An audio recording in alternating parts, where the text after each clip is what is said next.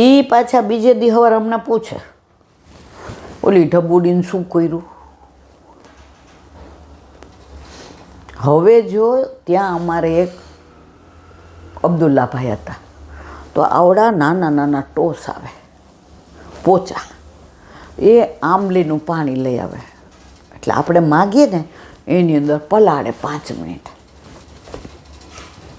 અને કાગળ પેલા પ્લાસ્ટિક કે ડીશો એ કાગળમાં એ મૂકે, અને ઉપર મીઠું મરચું ધાણા જીરું, અને પછી હવે અમને મનાઈએ કે આપણાથી ને એ જમાનામાં અમને બ્રેડ ને આ બધું ખાવાની મનાઈ હતી, અમારો અડાય જ નહીં. એટલે આજની તારીખમાં અમે કોઈ દી ખાધું નહીં, ન બ્રેડ ભાવે, ન બિસ્કિટ, ન ચોકલેટ, ન કેક, ન પ્રીપર. આજની તારીખમાં નથી ખાવાનું એવું નથી કહેતી, સમય આવે તો કોઈક વાર ચાખી, પણ હદે નહીં, પિત્ત થઈ જાય. એટલે મારી બેનપણી એમ કહે, ઇન્દુ હાલ આપણે કે ત્યાં ખાવા જઈએ. મેં કીધું ઊભી રે, મારા કાકાને એવો ન પૂછાય. મેં કીધું ના. બીજે દિવસે કાકા મને અવશ્ય પૂછે, બટુ, કારણ કે ઘણા વર્ષો પછી હું ઢબુડીનું શું કર્યું. અને મારા કાકા એટલા હોશિયાર હતા, અમને બધાના આવા બાહોશ બનાવવાવાળા. ઠાકોરજી પણ નિમિત્ત. એ જમાનામાં ચૂંટણી હોય તો મને એમ કે બોલ, અરે મારી બા એમ કે મારી છોકરીની નજર પડશે કોકને, બેસછા નહીં મને.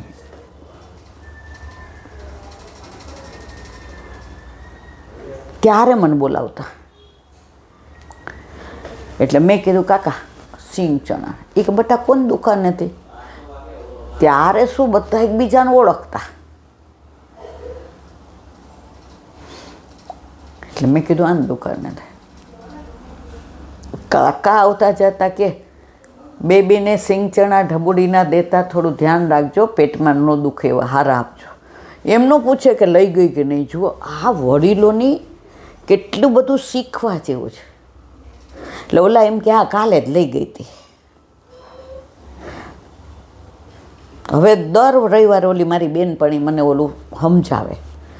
એક દી મારું મન ચાલી ગયું, મેં ઊભી રહે ઢબુડી લઈ આવું. ઘરે ગઈ એટલે પહેલાં છે ને ફ્રોક પહેરતા ને ખિસ્સા આવતા. મેં દુબા કાલે મેં ફ્રોક પહેર્યું હતું, એ ધોઈ ગયું. મને કે એટલે ઢબુડી ગોતવા માંડી, મળી ગઈ. પછી કાકા કે શું લેશો બેટા? મેં તો કાકા તો ખીજાઈ નહીં તો એક વાત કરું. મને કે શું? મેં તો અબ્દુલ્લાભાઈના ઓલા. મને કે શું? ફરી બોલ. તારે એવું ખાવ? મેં કીધું ના કાકા, મારી બેનપણી કહે છે નામ ન દેવાય મારે.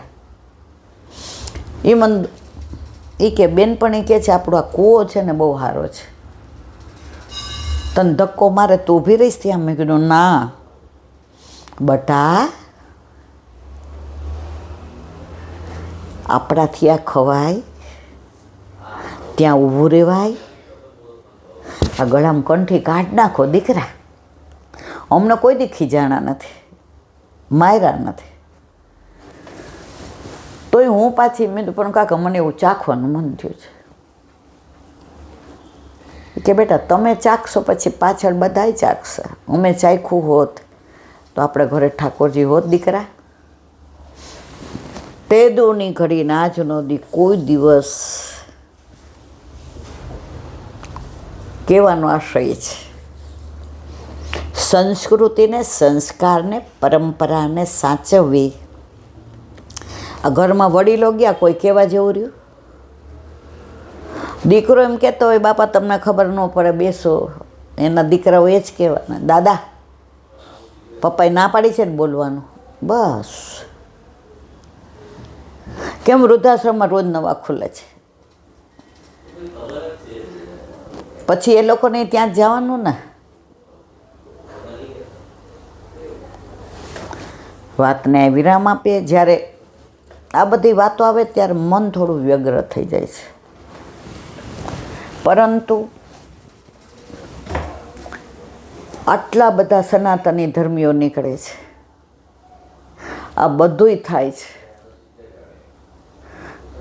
આજે જ મેં એક વિડીયો જોયો હતો કે હિન્દુનું દુશ્મન કોણ? હિન્દુનું દુશ્મન હિન્દુ. બધાય બહુ દલીચંદો છે. આ આપણી બેનો દીકરીઓ ભણીને ઓલા આતંકવાદીને આ દેખાદેખી, આ ચારે બાજુ વાતાવરણ પ્રદૂષિત છે. જ્યારથી કુટુંબો તૂટ્યા ને વિભક્ત થયા ને અને મા બાપને ડસ્ટબિન સમજવા માંડ્યા ને ત્યારથી પરિસ્થિતિ આ છે. જ્યારે મા બાપને વડલો કહેતા હતા, ભલે તમારા પર ફળ ન આવે પણ ઉનાળામાં ગરમી ભયંકર હોય, તરસ લાગી હોય, પાણી ન દેખાતું હોય તો ઓલા વડલાનો શીતળ છાંયો હોય ને એની નીચે બેઠા હોય ને તો તરસે થોડી ઓછી થાય અને હાશ થાય. એ વડલાને તો આપણે મોઢમાં જ કાઢી નાખ્યો. આટલા બધા વૃદ્ધ અને પાછું લખે અંદર 30 માળિયાને આટલી વ્યવસ્થા ને એક રૂમમાં 7 દીકરાને મા બાપની જોડે મા બાપ સાચવી શકે પણ 7 દીકરા માને ન સાચવી શકે. એક વૈષ્ણવ બિચારા કરોડોપતિ હવે એકલા પડી ગયા. 6 દીકરા 2 મહિનાના વારા કાઢ્યા. હવે જ્યાં વર્ષોથી રહેતા હતા હવે ત્યાં જ ગમે નહીં. હવે તમારો વારો ત્યાં. એટલે તમને વારા કાઢ્યા હોત ને મૂકી આવ્યો હોત તો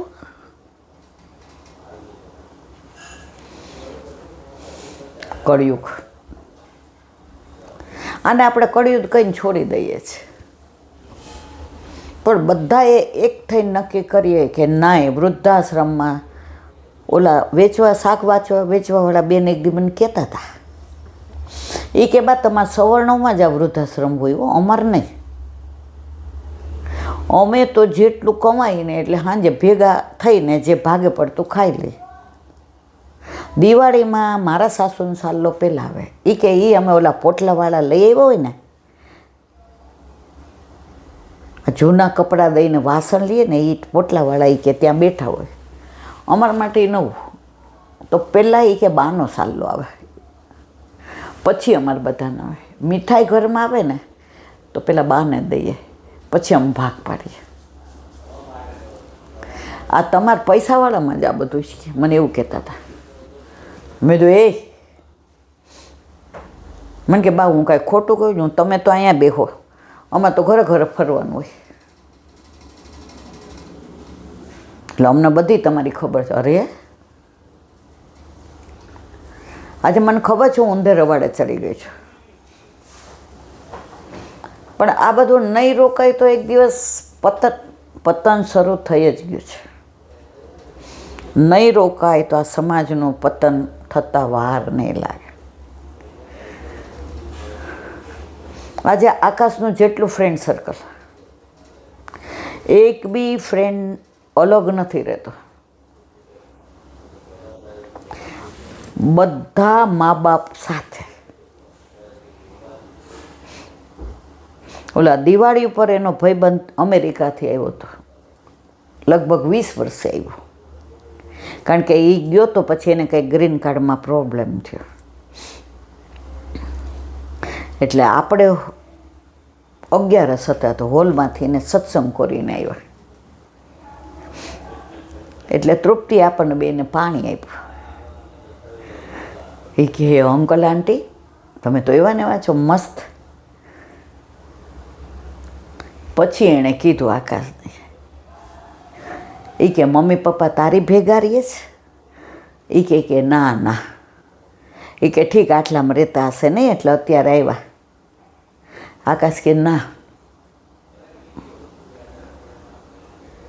એ કે સ્મિત મમ્મી પપ્પા ભેગું હું રહું છું. આ ઘર એમનું છે, આ હું એમનો છું. અને મેં ઇન્ટરવ્યૂ લીધું ત્યારે એક વાક્ય તૃપ્તિને કીધું હતું કે મને ઓછું સાચવીશ તો ચાલશે, મારા મા બાપની આંખમાં આંસુ ના આવવા જાય. વાત પૂરી. હા, કોઈક વાર ઘર છે, પણ દીકરીઓને પણ મા બાપ એવા સંસ્કાર આપે કે હવે તારું ઘરે, હવે તારા મા બાપે, હા રાજી ખુશીથી આવ રે. જે ઘરમાં મા બાપની દખલ હોય ને એ ઘર ચાલે નહીં. એક ઓલું સરસ આવ્યું હતું, એ કે દીકરી માને ફોન કર્યો, એ કે મમ્મી ગુડ ન્યૂઝ. એ કે હા બટા કે ને. એ કે આજે અમે નવો ફ્લેટ લીધો છે ને એમાં ઘોડો મૂકવા જાઉં છું, અને પેલી એ રહેવા જાય છે, અત્યારે ફર્નિચર ચાલે છે. એ કે તાર સાસુ તો એકલા છે, સસરા તો છે નહીં. એ કે એનું એ જાણે, આખો દી આપણે ક્યાં એમની જવાબદારી લઈને ફરીએ. ઘડીક થાય તો પગ દુખતા હોય, ઘડીક થાય તો માથું દુખતું હોય, ઘડીક થાય તો નીરવને એમ કે મને અહીંયા લઈ જા, વળી અઠવાડિયે એકવાર કે મંદિરે લઈ જાઓ. એટલે આપણે તો એની સેવામાં જ રહેવાનું. તું એકલી જ છો ને, તને ભાઈ ભાભી સાચવે છે? એ કે મને બહુ સારું સાચવે છે. એ કે ચાલ હવે મૂકું, મુહૂર્ત વીતી જશે. એટલે એની માં કે સાંભળ, તાર ભાભીને જય શ્રી કૃષ્ણ કે એ ઘડો મૂકવા જાય, તાર સાસુ ત્યાં એકલા ને હું અહીંયા એકલી. હાથમાંથી ફોન પડી ગયો, દોડતી આવી, ભાભી બાને આટલો ડાયાબિટીસ, ઇન્સ્યુલિન. એનો ભાઈ કે તાર સાસુ એકલા છે. એ એકલા શું કરશે 72 વર્ષના? એટલે તું તારો ઘડો મૂક, અમે અમારો મૂકે. જમાઈના બા એકલા, તાર ભાઈના બા એકલા. ત્યારે ઓલીએ કીધું કે હું ક્યારેય મારા સાસુને નહીં છોડું. ભાઈ કે અમે નાટક કર્યું હતું, અમે કાંઈ ફ્લેટ લીધો નથી, પણ બાએ વાત કરીને કે બેનને આવું છે એટલે અમે નાટક કર્યું. આજે જેણે 9 મહિના પેટમાં એક પથરો ખાલી કિલોનો બાંધીને તો રાખો, એ પ્રાણ પૂરીને 9 મહિના રાખીને તમને આવા બનાવ્યા, ભણાવ્યા, ગણાવ્યા. હુકામાં તમને હુડાવ્યા ને ભીનામાં પોતે હોતી. મને બરાબર યાદ છે. આમ બટેકાનું ઓલું ચિપ્સનું શાક છે ને, મને બહુ ભાવે. જમવા બેઠા હોય ને 6 ભાંડળ અને કેરીનો રસ હોય, એટલે રોટલી ગરમ ગરમ. પણ છેલ્લે 2 રોટલી હોય ને એટલે બા બેસી જાય એમ અમારી યાર. મને બરાબર યાદ છે. શાક હોય ને તો મને બહુ ભાવે, એટલે બા જુએ કે બેબીને હજી 2-3 રોટલી જોશે. જોવાનું હોય એટલે 4-5 રોટલી તો ખવાય જાય. એટલે બા શાકના બદલે અથાણું લે, અને એ જેટલું શાક હોય ને મારે થાળી મૂકી દે.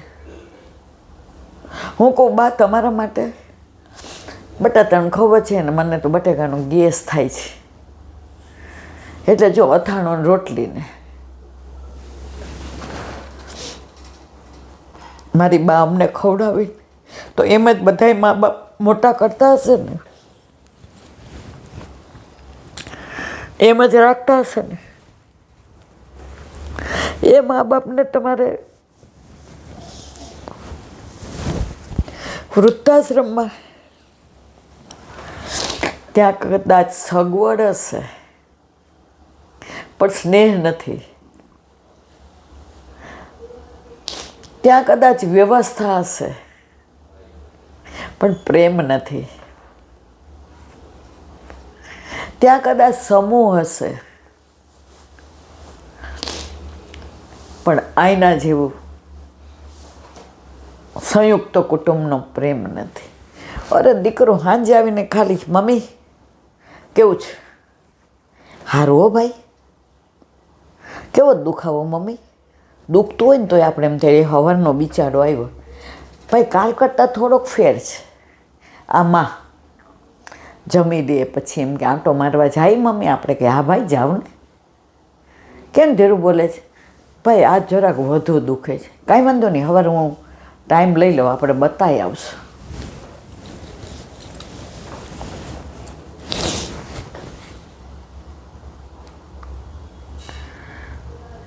મને બહુ દુઃખ છે આ વૃદ્ધાશ્રમનું,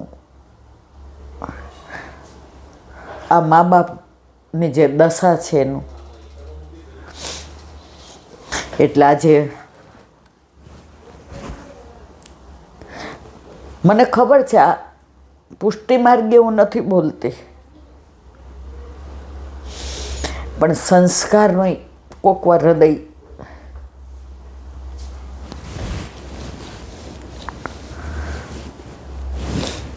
તો મા બાપ આપણને આવી રીતે સાચવે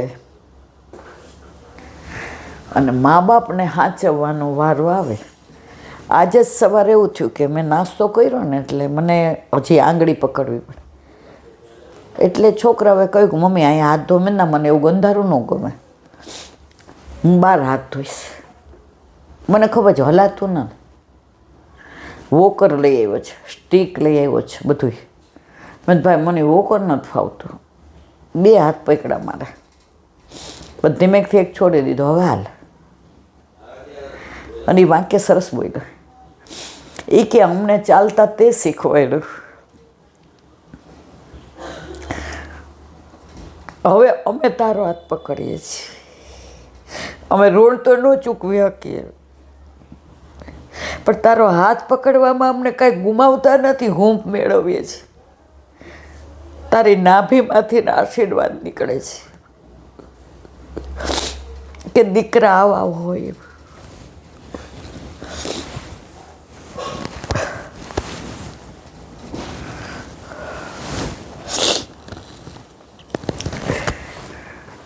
આપણે સંસ્કારોની જાળવણી કરશું.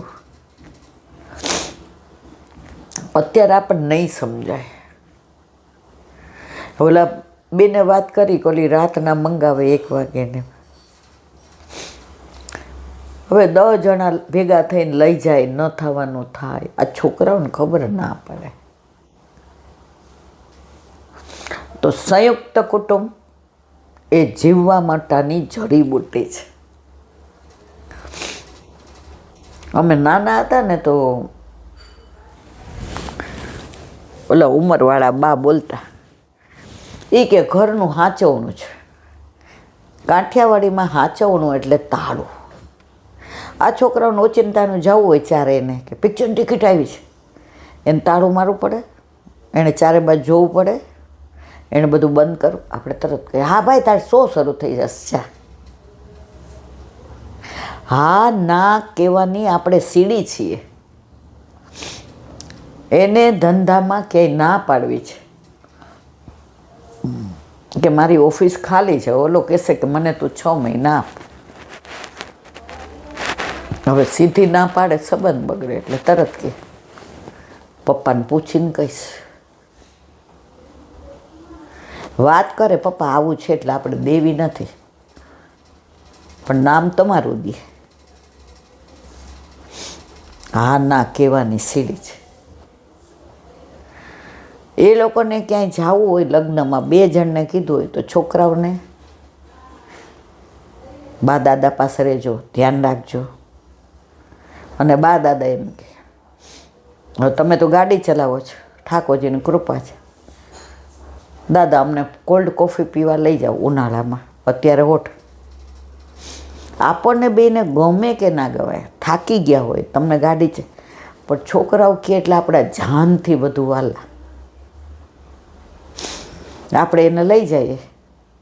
હવે એ જ છોકરાઓ આપણને વૃદ્ધાશ્રમમાં હોઈએ અને એકલા રહેતા હોય, શું કરે? ના કરવાનું બધું કરે. તો જો સંયુક્ત કુટુંબ તૂટતા જશે ને મારા વાલા, તો સંસ્કૃતિ તૂટી જશે, પરંપરા તૂટી જશે. હિન્દુત્વ તો જશે જ, પણ ઔરંગઝેબમાં જે મંદિરો તોડીને બૈરાની આબરૂ નહોતી રહેતી ને, એમ ના થવાનું થશે. પાયામાં સંસ્કારો છે. સનાતનની ક્યારે સમજણ પડે? ઘરમાં બા દાદા હોય તો. તો આજે આ પુસ્તક રહી ગયા. હવે પગ એટલા દુખે છે, જલાઈ ગયા છે કે હવે બેસાય એવું નથી. નહીતર આજે ભલે હું ઊંધેર વાડે ચડી ગઈ, પણ આ સનાતન સત્ય બધાએ સ્વીકારવું જ રહ્યું.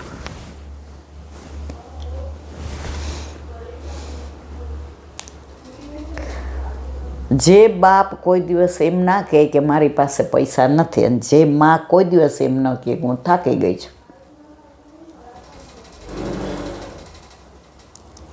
પોતાના બૂટને 10 વાર સીવડાવે, દીકરાને ઓલા કયા નાઇકીને ફાઈકીને કયા લઈ દે. મારો દીકરો બસ. છોકરાઓ પણ મારા પપ્પાને મારા મમ્મી કહે ને, જન્મારો સફળ.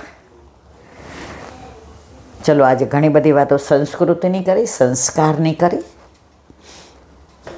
આ બધું બોલાઈ જાય છે, ગોઠવેલું નથી હોતું. આ બધા આટલા બધા વૈષ્ણવ મળવા આવે ને, એમાં કોકની વ્યથા સાંભળી હોય ને, તો એનું અનુસંધાન થઈ જાય છે. તો આજે તો મદન મોહનલાલ પ્યારેનો પ્રાગટ્ય ઉત્સવ, પાટોત્સવ. ગોકુળમાં આજ દિવાળી પ્રગટ થયા વનમાળી, નંદ ઘેર આનંદ ભયો, જય કનૈયા લાલ કી. આપણે સાથે રહીએ તો ઘરે, આપણા ઘરે ઠાકોરજી કોઈ કે કોના માથે, એટલે હું કહું મારા માથે. ભેગા રહીએ તો એ લોકોને દંડવત, ચરણ સ્પર્શ કરે. રવિવારે ઝારીજી ભરે. અન્નકૂટ હોય એટલે બધાય નાય, ધોતી બંડી પહેરે, તિલક કરે, બધાય સજાવા આવી જાય. પણ આપણે એકલા રહેતા હોય ને એકલા રહેતા હોય તો એ બેસતા વર્ષે 12 હોટલમાં જમવા જાય. અને આપણે આટલું બધું કરી શકીએ છીએ, કાંઈ ન કરી શકીએ. આ છે ને ઓલું વ્હીલ હોય ને, એમાં બે એકબીજામાં આવી ગયા હોય ઓલા આંટા, તો જ વ્હીલ હાલે. એમાં આપણે મોટું મન રાખીએ ને, એ લોકો તો જहाँ डाल डाल पर सोने की चिड़िया करती है बसेरा, वो भारत देश है. અહીંયા વિરામ આપીએ. બોલો વલ્લભાધીશ કી. શ્રીમદ ભાગવત. અને મારા ગુરુદેવને દંડવત પ્રણામ કરું છું. चंद्र सरोवर पे सूरदास जी के द्वार पे मेरा दंडवत प्रणाम. सुरभि कुंड पे परमानंद दास जी के द्वार पे मेरा दंडवत प्रणाम. जमुनावता पे संकर्षण कुंड पे कुंभन दास जी के द्वार पे मेरा दंडवत प्रणाम. बिच्छू कुंड पे कृष्णदास जी के द्वार पे मेरा दंडवत प्रणाम.